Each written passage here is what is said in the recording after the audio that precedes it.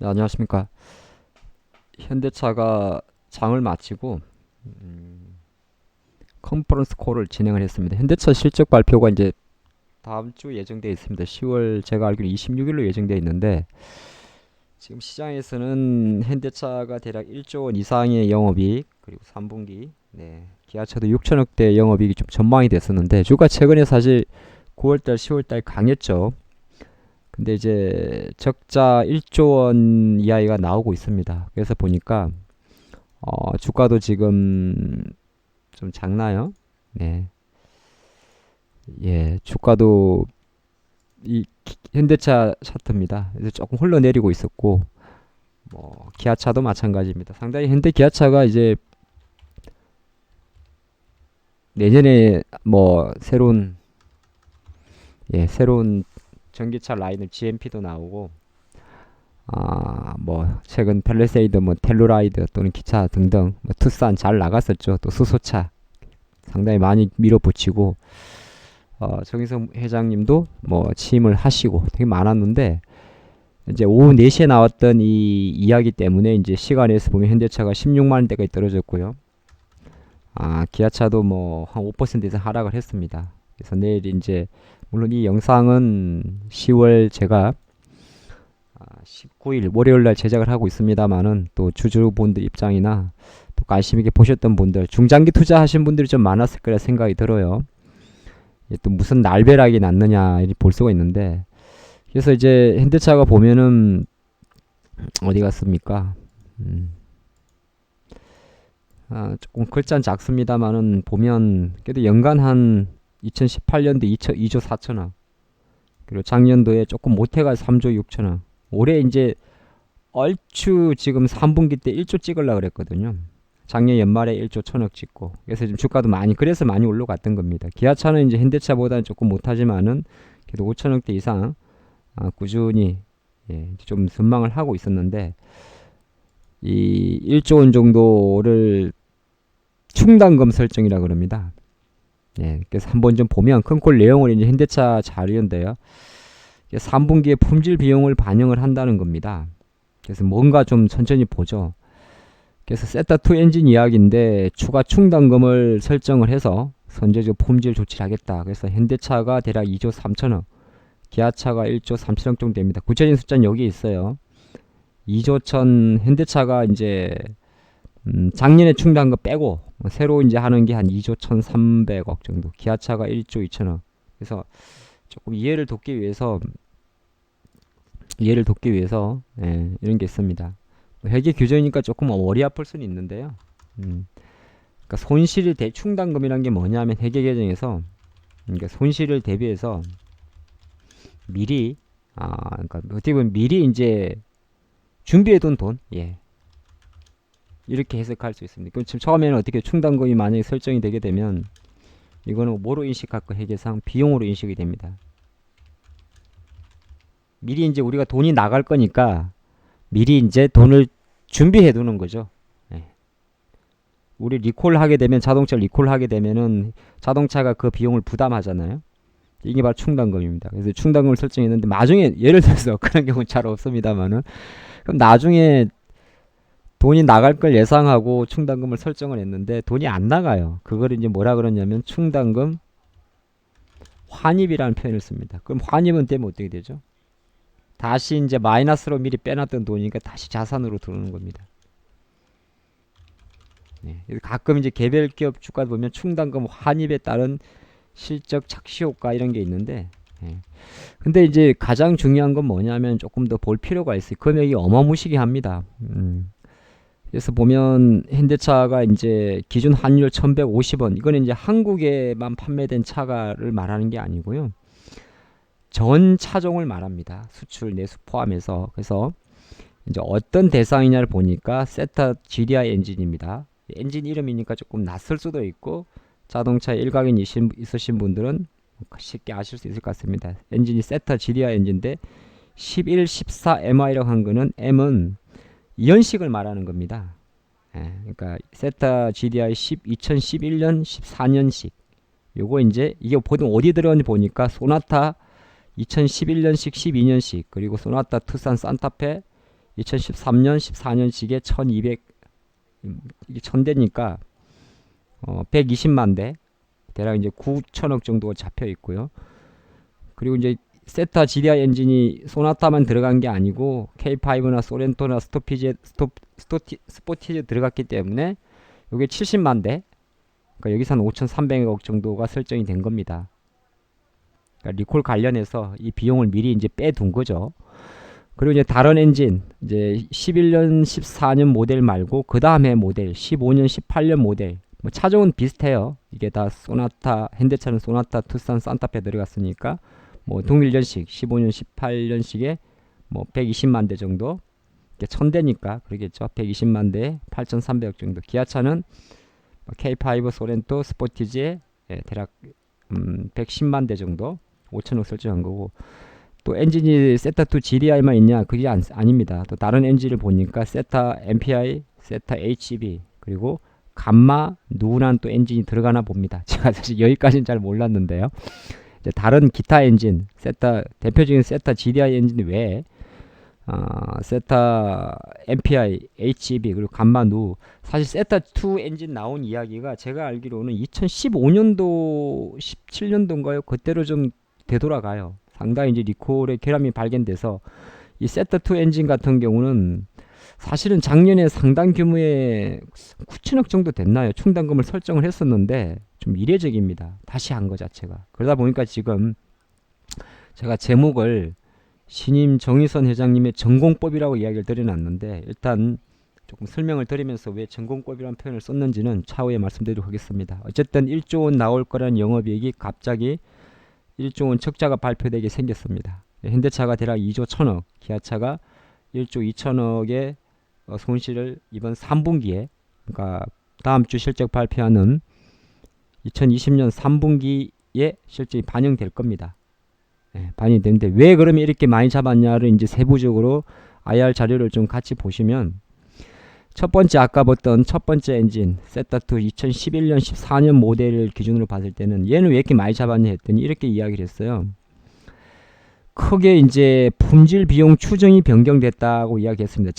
작년하고 올해하고 달라진 게 뭐냐면, 분명히 작년에 안 한다 그랬는데 왜 했나 했더니 가장 중요한 건 두 가지라고 현대차는 밝혀서, 하나는 교환율이 상승했다.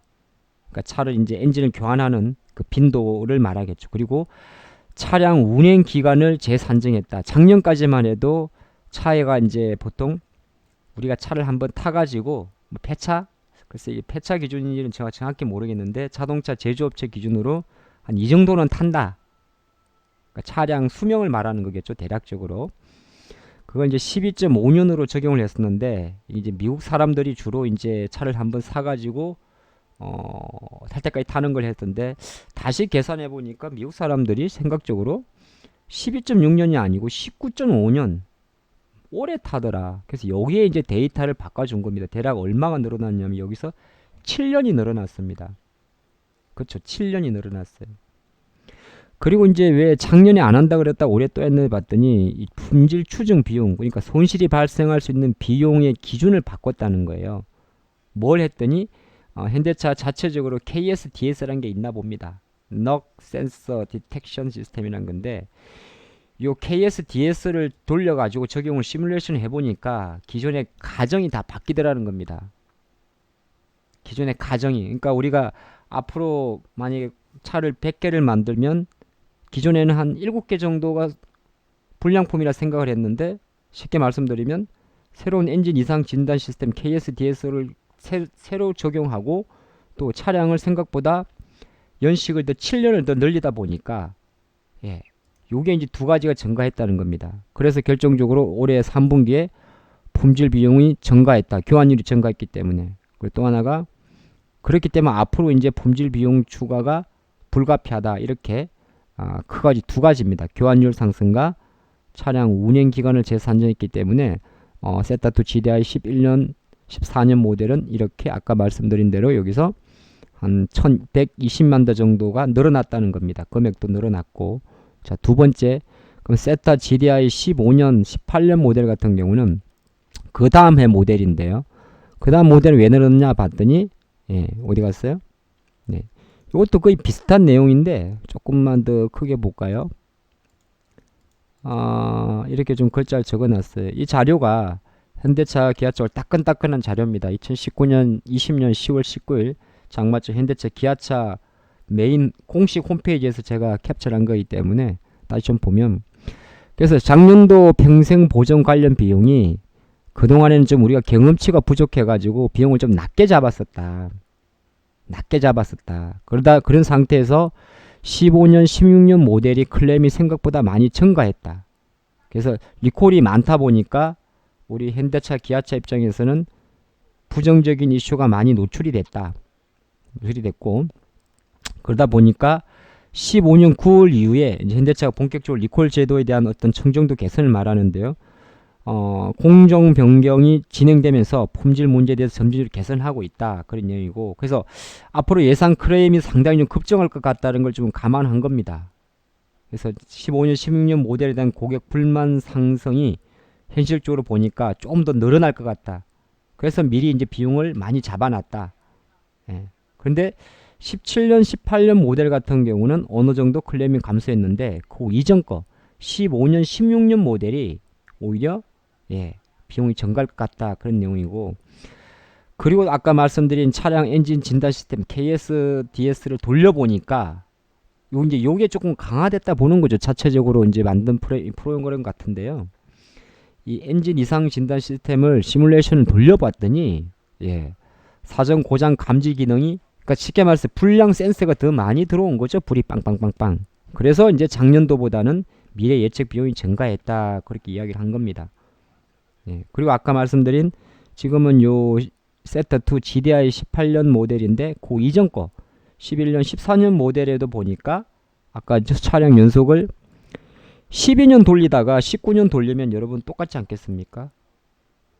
차량 연식이 길어지면 길어질수록 결함이 될 확률은 높아지는 거잖아요. 그러니까 당연히 비용 추정치를 높게 잡았다라는 그런 평가입니다. 그럼 다른 엔진은 어떤데요? 봤더니 다른 엔진은 사실 뭐 구체적으로 많이 적진 않았어요. 아까도 보면 절대적으로 뭐 비율은 다 비슷합니다. 170만 대, 120만 대, 130만 대. 근데 금액이 이제 세타2 엔진이 제일 커져. 9,500억, 8,300억, 뭐 5,400억이니까 얘는 이제 세타2 엔진에 비하면은, 그러니까 세타 MPI나 HEV, 감마, 차주종을 보면 이제 소나타, 투싼, 벨로스터 등이 있는데 얘는 조금 낮게 잡았어요. 그러니까 개수는 좀 작은데 여기는 뭐 사실 뭐 구체적으로 뭐 어쩌다 많은 내용은 없습니다. 같은 내용이에요. 연식 증가하고 품질 비용이 증가했다, 그 내용입니다. 내용이고, 그래서 종합 결론이 뭔데 했더니 이제 저는 참여를 못했습니다만은 애널리스트 분들이 긴급하게 가서 컨퍼런스 콜을 이제 Q&A를 했지 않겠습니까? 그 Q&A 요약된 분을 좀 봤더니 야 작년에 안 한다 그랬잖아. 근데 왜 또 다시 한겨? 이렇게 물어본 거예요. 작년도 2019년도 10월 달에 현대차 기아차가 3분기 실적에서 쇼크가 나오거든요. 지금과 비슷한 사건. 물론 그때는 적자까지는 안 갔었어요. 9천억 정도, 제가 알기로는 현대차가 대략 6천억, 기아차가 3천억 정도 비용 설정하면서 뭐 영업이익이 거의 뭐 쇼크가 났었는데, 그래서 이제 그때 하면서 안 한다 했는데 왜 한 거냐 했더니 아까 말씀드린 대로 세타2 15년, 16년 모델의 교체율이 생각보다 많아졌다는 겁니다. 그래서 그런 상태에서 차량 안전 시스템 KSDS가 돌려보니까 엔진 모듈을 조기에 많이 파악을 했다는 거고, 그리고 이제 차량 이제 현대차도 이게 언제부터인지 제가 연식은 갑자기 기억이 안 나는데 글로벌 자동차 메이커들이 하는 것처럼 우리가 AS 기간 말하는 거잖아요. AS 기간을 뭐 3년, 5년, 10년 이렇게 정하지 않고 평생 보정 AS를 하다 보니까 노 엔진 교체가 되면서 또 노 엔진을 어느 정도 교체를 해주다 보니까 뭐가 문제가 되냐면 아까 말씀드린 대로 차량 운행 기간이 증가를 해버린 거죠. 기존에는 그냥 평생 보정이 없다든지 그런 거 할 때는 12.6년 잡았었는데 평생 보정 돌리다 보니까 또 차가 또 생각보다 엔진을 빨리빨리 갈아버리니까 운행 기간이 증가한 거죠. 그래서 이제 높게 잡았다, 이렇게 한 거고. 근데 왜 아까 세타2 외에 다른 2세대 엔진 확대 이런 거는 왜 차이가 나느냐, 현기차 차이 나느냐 보니까 이건 이제 약간 노멀한 답변이에요. 고객 불만 해소하기 위해서 우리가 선제적으로 먼저 선빵을 때렸고, 근데 또 현대 기아차는 차종이 다르지 않느냐, 소나타, 뭐 소렌토 다르지 않느냐, 그리고 또 연식 따라 다르지 않느냐, 그러니까 금액 차이가 발생을 했다. 뭐 아까도 보면 나오잖아요. 요 11년, 14년 모델, 15년, 18년 모델. 당연히 모델이 오래될수록 금액은 크지 않겠습니까? 차도 결국에는 사는 순간부터 우리가 중고가 되는 거지. 기계라는 거는 많이 쓰면 많이 쓸수록 고장이 나는 건 어쩔 수가 없는 거니까요. 그 부분에 대한 어떤 평이한 답변이었고요. 두 번째는 또 물어봤습니다. 그러면 지금 3조 4천억 정도 쌌는데 얼마입니까? 3조 4천억 정도 되죠. 어마무시하게 하군요. 그럼 진짜 앞으로는 없냐? 네. 진짜 앞으로는 없냐? 했더니 단호하게 말했습니다. 생각을 해보십시오. 네? 지금 3조를 쌓았고요. 1년 동안 적용을 해보니까 정말 저희가 보수적으로 잡았습니다. 이렇게 이야기를 한 거예요. 쉽게 말해서 이 데이터만 놓고 보면요. 거의 2037년까지 세타2 엔진이라든지 뭐 세타 GDI 엔진이라든지 이런 모델에 대해서 리콜에 대해서 발생하는 모든 거에 대해서는 지금 올해 3분기에 다 털어버리겠다는 겁니다. 그래서 제가 제목을 전공법이라는 표현을 한 거예요. 그러다 보니까 자신있게 이렇게 이야기를 했습니다. 해보니까 우리가 정말 보수적으로 잡았는데 앞으로 없습니다. 딱 못을 박았어요. 없어야겠죠. 근데 펀더멘탈 역량은 그거는 이제 사실 현대차 입장에서도 일단 적자 반영이니까 그거는 다음 주에 실적 발표할 때 다시 한번 이 부분을 말씀드릴게요 라고 말을 했고, 그럼 이제 교환율 상승이 도대체 얼마나 되는 건데 했더니 구체적인 숫자는 말 안 했어요. 어쨌든 교환율이 많이 미래 문제까지, 미래에 발생할 수 있는 리스크까지 감안하다 보니까 교환율이 상승했습니다. 그래서 그럼 투자 전략 현대차 갖고 계신 분들은 어떻게 하는 게 좋으냐? 조금 종합 평가인데요. 어쨌든 15년, 17년에 발생한 이 세타2 GDI 엔진을 통해 가지고 요걸 가지고 이제 다시 앞으로 3조 4천억 정도의 품질 비용을 충당금을 설정하게 된 게 지금 현대차에 제가 영상을 찍고 있는 이 순간의 이벤트입니다. 근데 왜 했더니 봤더니 리콜이 증가를 했고 평균 운행거리가 19년으로 증가하면서 품질 비용이 증가했다. 이렇게 답변이고, 근데 그러면 앞으로 지금 현대차가 요 평생 보정을 적용한 차량가 대략 몇 대인지 보니까 현대차가 370만 대 정도가 되고 기아차가 364만 대 정도가 됩니다. 요 변경 기준에 따라서 보니까. 어디 갔어요? 네. 이거 다 더하면 그리 되겠죠. 여기 한 370만 대, 여기 또 한 370만 대 됩니다. 그 숫자예요. 364만 대 된다. 그래서 일단 현대차 입장에서는 뭐 되게 좋은 쪽으로 이야기를 드렸는데, 어쨌든 지금 대규모 손실 3조 손실을 내가 냈지만은 결국 우리는 좋은 차를, 그리고 품질이 우수한 차를 만들기 위해서 선제적으로 자꾸, 왜냐면 차를 만들었는데 리콜 생기고, 리콜은 생길 수가 있어요. 차량이 완벽한 건 없으니까. 최근에 코나 전기 자동차 폭발한 것처럼 완전한 건 없기 때문에 언제든지 손실은 발생하는데, 그 발생하는 미래 손실을 미리 돈을 딱 손실로 털어놓고 우리는 오히려 그러한 부분을 품질 개선 노력으로 하겠다, 이런 내용이거든. 그래서 장기적으로 품질 리스크에 대해서는 해소를 하겠다는 겁니다. 발생은 하겠지만 미리 비용을 준비를 해놨으니까 거기에 이제 신경 쓰지 않겠다는 거예요. 차 만들었는데 만들자마자 뭐 리콜 발생하고 그러면 이미지도 안 좋아지고, 리콜 해주네 마네, 뭐 또 말이 리콜이지 뭐 타이어 바람만 넣어주고 리콜이냐, 뭐 말들 많잖아요. 그런 거에 대해서 미리 일단 깔끔하게 비용 털어놓겠다는 거. 어쨌든 근데 정의선 회장이 지난주에 취임을 했는데 상당히 좀 전공법을 받다 보고 주가 관점에서는 사실 악재 맞습니다. 갖고 계신 분은 내일 뭐 약세는 어쩔 수가 없어요. 근데 제가 학습 효과의 가산점, 그럼 아까 여러분들 좀 궁금할 수 있는 3조가 있습니까? 현대차는 3조 있죠. 당연히 있죠. 그냥 단순히 보면 유동자산, 단기 금융채 같은 경우가 5조 3천억 정도 있죠. 현대차가 상반 기준으로. 그러니까 뭐 이거는 구체적으로 안 보셔도 돼요. 없는 돈을 가지고 만들어서 유상증자랑은 다른 겁니다. 기아차도 마찬가지죠. 기아차도 현금 유동자산 보면 단기 금융상품 예치금만 해도 4조가 있어요.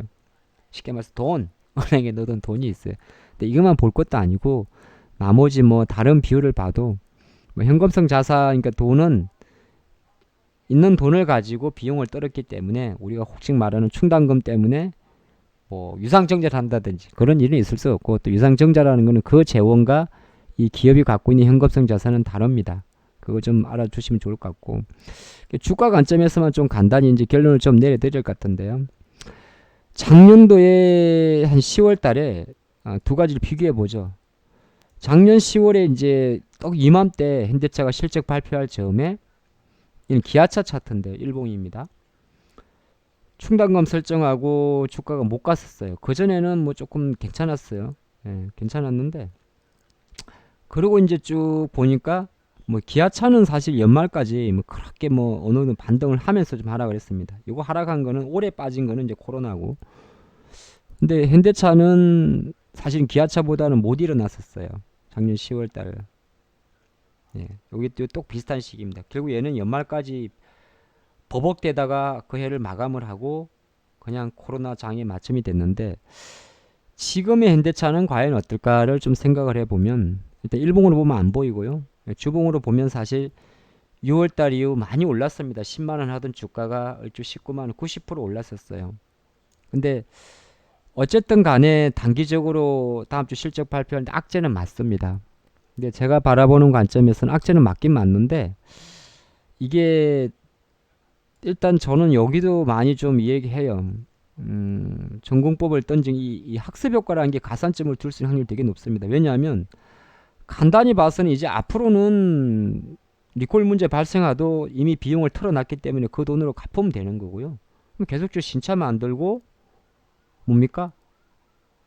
뭐 또 뭐 새로운 전기차 라인 잘 만들면 됩니다. 그래서 제 생각은 15만원 밑에까지는 안 갈 것 같아요. 당장 내일 말고요. 예, 내일은 뭐 어쨌든 뭐 16만원 전후에서 왔다 갔다 하겠지만, 앞으로 조금 지금 전체적인 시장과 좀 복합적으로 봤을 때 한 15만원 전후 정도는 까지가 제가 생각하는 어느 정도의 조정치입니다. 근데 만약에 또 개인적으로 현대차를 기다려 보시는 분이라면 와주면 좋겠죠. 내려올수록 좋은 거 아니에요? 15만원 밑으로 좀 내려오신다면 뭐 11월 달이나 12월 달에 내년을 바라보는 관점에서 매수하시는 것도 좋을 것 같습니다. 기아차는 어느 정도까지 갈겠냐 보니까, 기아차는 사실은 현대차보다 조금 더 많이 올랐었는데요. 따블이 났었잖아요. 2만 1,000원 찍고. 근데 기아차는 4만원까지는 쉽게 안 내려올 차트예요.